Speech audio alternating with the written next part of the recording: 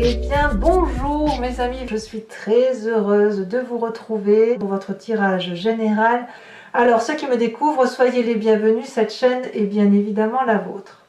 Qu'est-ce que je vais vous dire mes amis Gémeaux, si ce n'est que vous avez une arcane majeure qui est la Lune, vous avez de la coupe, donc des émotions, il y a de la réflexion, beaucoup, même de l'épuisement intellectuel, il y a du denier, il y a du feu, donc il y a un peu tous les éléments, mais ce que l'on voit, ce que je vois, donc ce qui semble être général pour vous sur ce mois, c'est l'idée de grande fatigue, peut-être même d'un énorme épuisement, la nécessité peut-être de se lever là où vous êtes en sécurité, et à mon avis, on va partir sur un recentrage vers soi et vers une énergie de puissance, une personne autour de vous qui apparemment est extrêmement puissante, féminine probablement, de feu, et qui semble reprendre les choses en main. Allez, on y va, je vous explique tout ça immédiatement.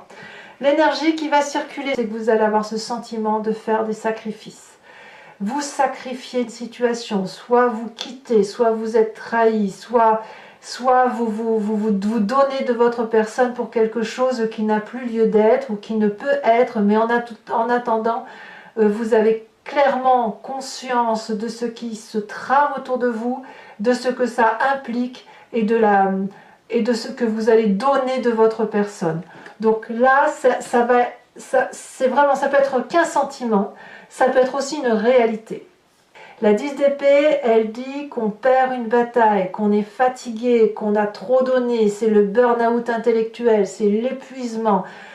Tous les coups sont tournés contre vous, vous ne pouvez plus vous battre, et intellectuellement, je dirais que vous n'avez presque même plus cette capacité à rebondir, tellement vous êtes habitué à avoir donné.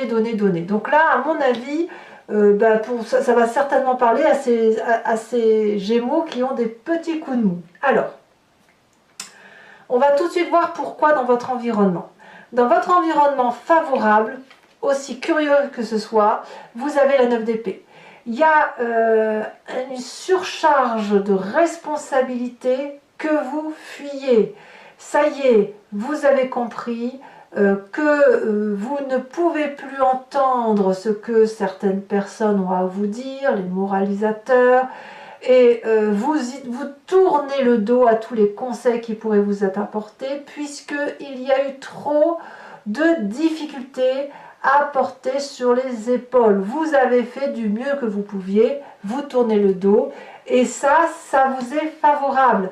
C'est pour ça que vous avez cette 10 d'épée en entrant, si vous voulez, comme énergie, puisque effectivement, c'est j'abdique, j'arrête, je n'en peux plus, stop, terminus. Ce qui vous est défavorable dans votre environnement, c'est que l'on pourrait vous demander de faire des choix. Par exemple, tu choisis tel poste ou tu choisis tel poste.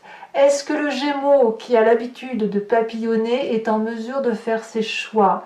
Évidemment que non, puisque le Gémeaux par nature est un peu partout.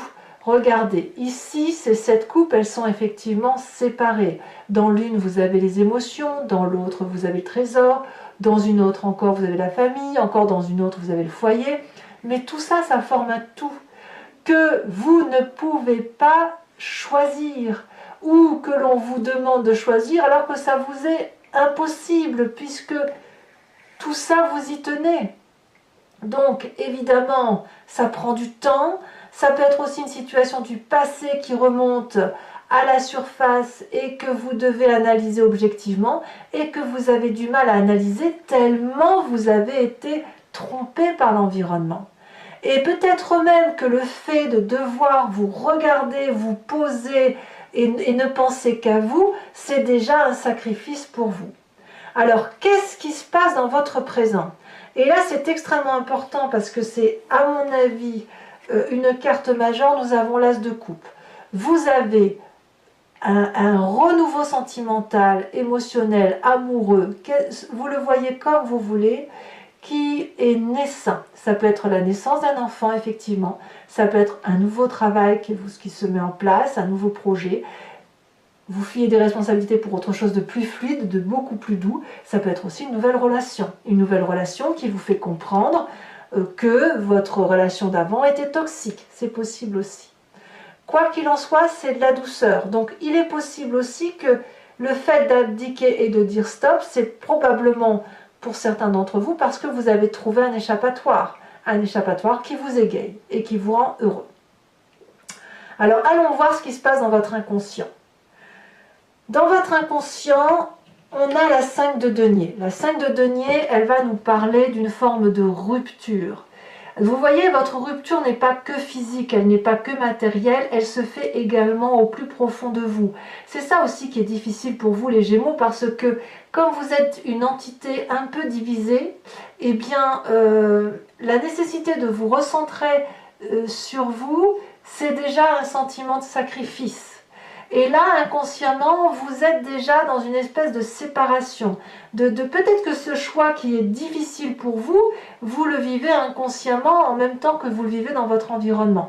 Donc on voit qu'il n'y a pas de dissociation réelle. Ce qui se termine dans la matérialité se termine également dans votre inconscient. Sachant que l'inconscient, je le dis toujours, c'est la façon dont vous agissez sans vous en rendre compte, comme si vous clignez des yeux, comme si vous respirez la même chose. Ça vous vient de votre génétique, de ce que vos ancêtres vous ont transmis, malgré vous. Ça vous vient de votre éducation, mais aussi de tous ces événements majeurs qui vous ont impulsé une façon de vous comporter. Donc dans votre intérieur profond, il y a de la casse, il y a peut-être des difficultés à voir les choses telles qu'on les a construites, telles qu'on les a acceptées, mais il y a une dureté qui se fait dans votre intellect et dont vous n'avez pas confiance et qui fait que il y a de la casse matérielle, ça c'est certain, mais pour vous-même aussi à l'intérieur de vous. Alors pour que l'inconscience puisse se matérialiser, eh bien c'est les images du passé qui remontent. Et qu'est-ce qui remonte du passé? La 7 de bâton. C'est-à-dire que la 7 de bâton, dans votre passé, me dit que vous avez dû faire preuve d'énormément de courage, de force et d'endurance, et vous avez probablement dû braver de grandes difficultés. Cette force de 7 de bâton, elle vous a donné beaucoup de maîtrise, beaucoup de solidité intellectuelle et une protection qui vous vient aussi des meilleures personnes qui vous ont été proches. Donc oui, il y a du sacrifice, mais c'est un sacrifice nécessaire. C'est quelque chose que vous devez faire pour pouvoir rebondir, redémarrer. Donc, ben voilà, il faut y aller, quoi. Il faut passer par ce chemin-là pour pouvoir remonter la pente. Que me dit votre avenir proche? Eh bien, l'avenir proche vous parle de la Lune. Pour vous, vous ne savez plus où donner de la tête. Vous avez l'impression que vous allez avoir l'impression très rapidement que vous ne contrôlez plus votre vie, tellement ça ne se disperse pas comme ça a l'habitude de se disperser, ou à l'inverse, si vous avez l'impression d'être une entité pleine et entière, bah vous avez l'impression que ça se disperse. Vous ne savez pas si vous devez écouter votre voisin, votre ami, votre parent, j'en sais rien. Vous ne savez pas si vous devez dormir, rester éveillé. Vous ne savez pas si vous faites des rêves prémonitoires. Vous avez l'impression que ce sont les gens qui décident pour vous, qu'il y a des forces extérieures à vous. Voilà, c'est ça qui risque d'arriver dans un avenir proche, mais ça me semble un peu inéluctable, puisqu'effectivement avec la 10 d'épée, la 9 d'épée, plus la carte du sacrifice, on vous en rajoute plein les épaules, là, donc c'est un peu compliqué. Ceci dit, comme je vous disais, votre passé qui revient à la surface, c'est le côté conquérant, le côté maîtrise de soi, c'est du feu. Et puis dans votre état d'esprit, eh bien ça se manifeste, ce passé, puisqu'on a la vallée d'épée. Donc vous êtes vaillant, vous y croyez à votre rêve, vous imaginez probablement de très jolies choses qui ne demandent qu'à se manifester, vous avez probablement une protection autour de vous qui vous invite à aller vers cet imaginaire qui ne demande qu'à vivre, et en même temps, ce que vous ne voyez pas, c'est qu'il y a un petit dragon qui peut être quelqu'un de jaloux qui brûle ce parchemin. Alors, soit c'est vous qui avez raison, soit c'est cette autre qui a raison. La vallée d'épée, elle va nous demander d'observer. Elle nous invite à observer. Et c'est ce que vous faites, hein. Vous allez observer sur ce mois de mars. Par contre, attention à ne pas avoir des problèmes de vision, en ce sens que vous pourriez voir quelque chose qui n'est pas, ou vous pourriez interpréter quelque chose qui n'est pas. Il n'empêche que la vallée d'épée, elle nous invite à observer pour aller vers quelque chose de plus beau. Donc vous avez littéralement envie de retrouver la force du passé pour revenir à un rêve magnifique et bienveillant, sachant que dans votre présent, il y a beaucoup d'amour. Alors, quelle va être l'influence de vos amis et de votre famille? C'est la 7 de denier qui va vous inviter peut-être à de la patience, à prendre votre temps, à vous reposer, à vous recentrer, à vous canaliser. La 7 de denier nous explique qu'il faut laisser la graine germer, la graine pousser, et puis après on la met en pleine terre. Certaines graines ne peuvent pas être plantées en pleine terre, il faut prendre son temps. Et ici, quand on voit ce serpent, ce dragon qui est enroulé, endormi avec ses bébés dragons, ce serpent peut sortir, il peut profiter du soleil, mais ça n'est pas le moment. Ça n'est pas le moment de penser, si vous voulez, que cet amour-là qui semble naissant, si c'est de l'amour, à moins que ce soit un nouveau projet, on vous demande de l'observer, de l'analyser. Parce que quand on a des énergies un peu de fatigue, comme vous avez là, on pourrait prendre de mauvaises décisions parce qu'on a des pensées qui sont justement erronées, une réalité qui est un peu distordue dans l'espace-temps. Alors, les conséquences de vos actions et de vos pensées sur vous-même est assez favorable parce qu'on a la 4 de bâton. Vous allez littéralement vous concentrer sur vous-même et je pense que vous avez raison. La 4 de bâton nous dit que c'est le foyer. Le foyer peut être la maison, ce que vous vivez avec vos enfants, vos parents, votre mari, votre femme, ce que sais-je. C'est l'endroit où on est en sécurité. C'est aussi votre foyer intérieur, votre imaginaire à vous, la façon dont vous appréhendez les choses. Ça tape peut-être pas de mine comme ça, hein. On voit que c'est un château qui est construit dans les rochers. Bon, il y a une jolie vue, mais bon, c'est toujours nuageux, mais on s'en fiche. C'est votre foyer à vous. C'est là où vous êtes en sécurité. Donc sur la fin mars, on se met en sécurité, ça c'est sûr. Et conséquence de vos actions et de vos pensées sur l'environnement, on a cette magnifique reine de bâton. La reine de bâton va traduire, au même titre que votre passé, le signe du feu, le bélier, le lion, le sagittaire, la puissance d'action. C'est la personne qui agit, qui maîtrise, qui est opulente, qui sait ce qu'elle fait.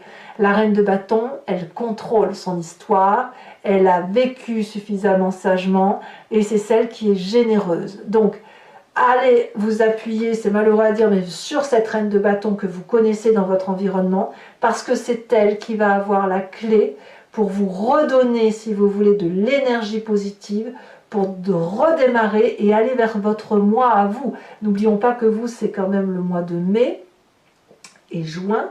Et là, si vous êtes un peu fatigué, bon, rassurez-vous, tout le monde est fatigué, mais apparemment, il y a une femme d'opulence généreuse qui va vous apprendre à vous remettre en selle, probablement, qui peut aussi vous aider, vous réconforter et vous dire qu'il y a de la générosité partout autour de vous. Il suffit de regarder au bon endroit. Voilà, mes amis Gémeaux. Ce tirage fait, je vais le compléter avec le tarot des 78 portes. Donc pour ceux qui ne me connaissent pas, voilà comment ça se traduit. Donc je recouvre le jeu et je fais l'approfondissement sur Vimeo. Si vous êtes intéressé par cette lecture, il vous suffit de cliquer sur le lien que vous aurez en description. Vous serez renvoyé sur la chaîne en question et notamment sur la playlist de votre signe. Vous choisissez location pour l'accès à cette unique vidéo approfondie ou alors sur l'abonnement pour avoir accès à toutes vos vidéos émotionnelles et générales. L'abonnement se renouvelle tous les mois, bien sûr, mais vous êtes libre de l'annuler à chaque instant et de ne rester que sur une location, de ne rien prendre du tout si ça ne résonne pas en vous ou si vous n'avez tout simplement pas envie de continuer. Allez, c'est parti et on va voir comment ça s'articule tout ça.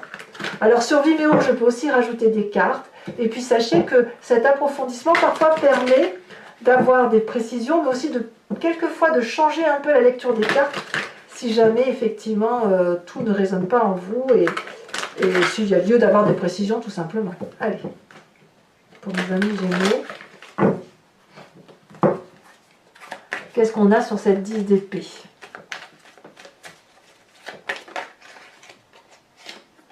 On a la 6 de bâton. Ouais. En fait, vous voulez retrouver de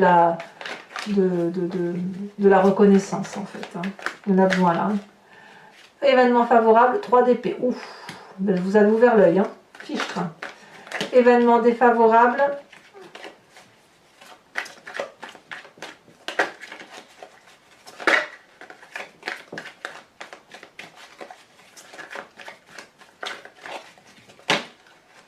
Ça veut sauter, ça veut parler. Ah bah ça va parler. Je vous les mets à 2. As d'épée et 4 d'épée. As de denier, pardon, et 4 d'épée. Votre présent.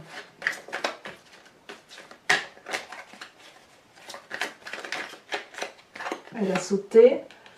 4 de coupe. Ouh. Votre inconscient.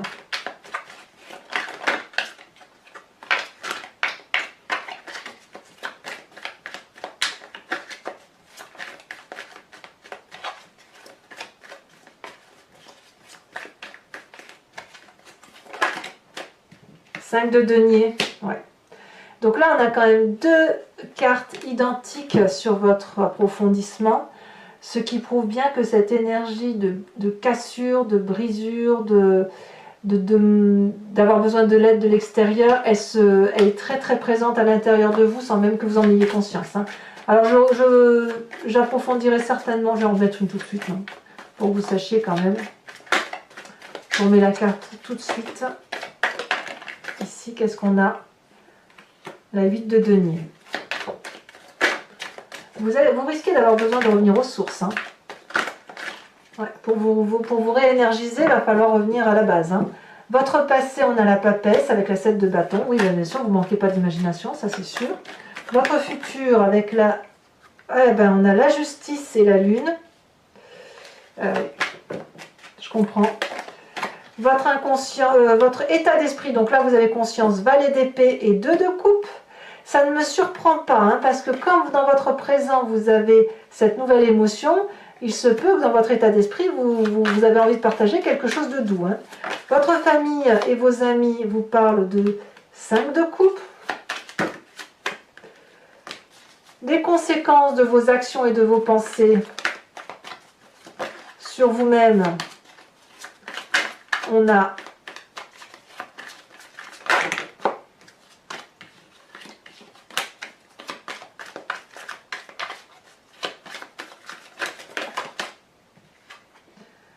la vallée de coupe. En fait, vous ne vous démontez pas. Hein, et sur la reine de bâton qui est l'influence extérieure, la 4 de bâton. Donc vous voyez, 4 de bâton ici, des deux côtés. Tout va être centré sur cette femme, cette énergie féminine du moins qui semble très très puissante et qui va probablement vous aider.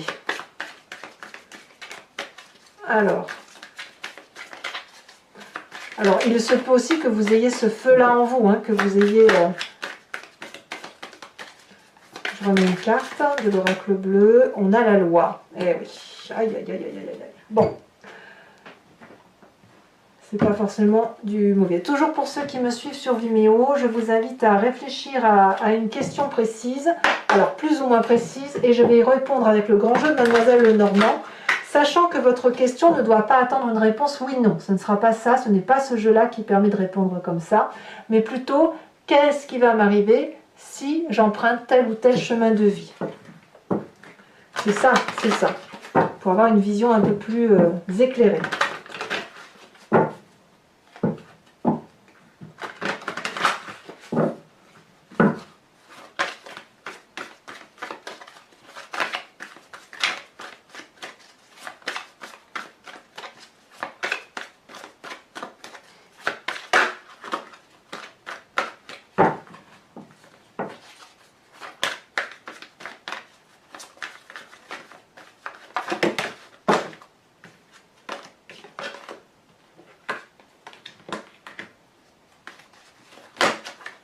Ça veut parler quand même, hein. Les cartes sautent.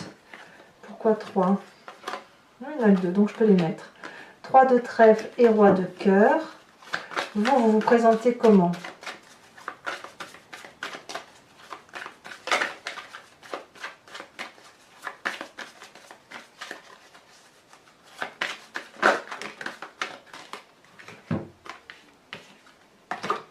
Je peux pas en prendre deux, hein. Je suis désolée, il m'en faut qu'une seule.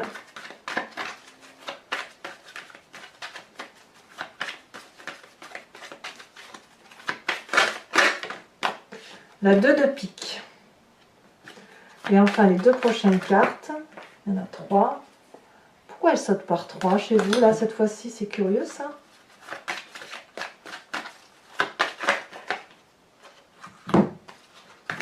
Ces deux-là, on a la 10 de carreau et la 8 de cœur. Oui, mais vous allez pouvoir quand même avancer, hein, ça me rassure tout ça. Allez, toujours pour ceux qui me suivent sur Vimeo, je vais vous tirer une carte de l'oracle des druides, où il consiste en fait à se rapprocher d'un animal totem qui véhicule une énergie, une puissance, un aspect qui a été, si vous voulez, expliqué par les humains. Par exemple, le cerf, on lui a apporté une espèce de force. Eh bien, l'idée, si vous voulez, c'est de s'inspirer de cet animal-là, revenir à cette genèse que l'on a en nous, puisque c'est nous qui avons décrit l'animal, mais s'en inspirer pour avancer et pour traverser tous les défis du mois qui va s'annoncer. Les défis et les joies, bien évidemment.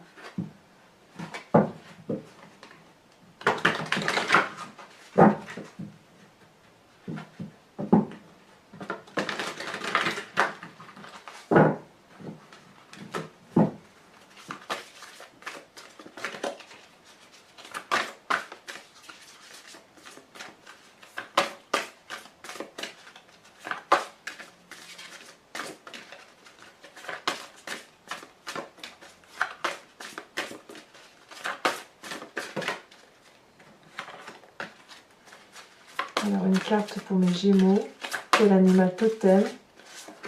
On vous invite à vous inspirer du serpent. Ah bah oui. Voilà mes amis Gémeaux, n'hésitez pas à vous abonner, à commenter, à liker, à partager. Votre tirage sentimental sortira dans quelques jours, si ce n'est pas déjà le cas au moment où vous visionnez cette vidéo. Il n'est pas encore trop tard, bien évidemment, pour le visionner. Dans tous les cas, je serai là pour votre prochain tirage avec une chaleur que je l'espère un peu plus prononcée. Je vous dis à très bientôt, je vous embrasse bien fort et je vous fais de gros bisous. Bisous, bisous.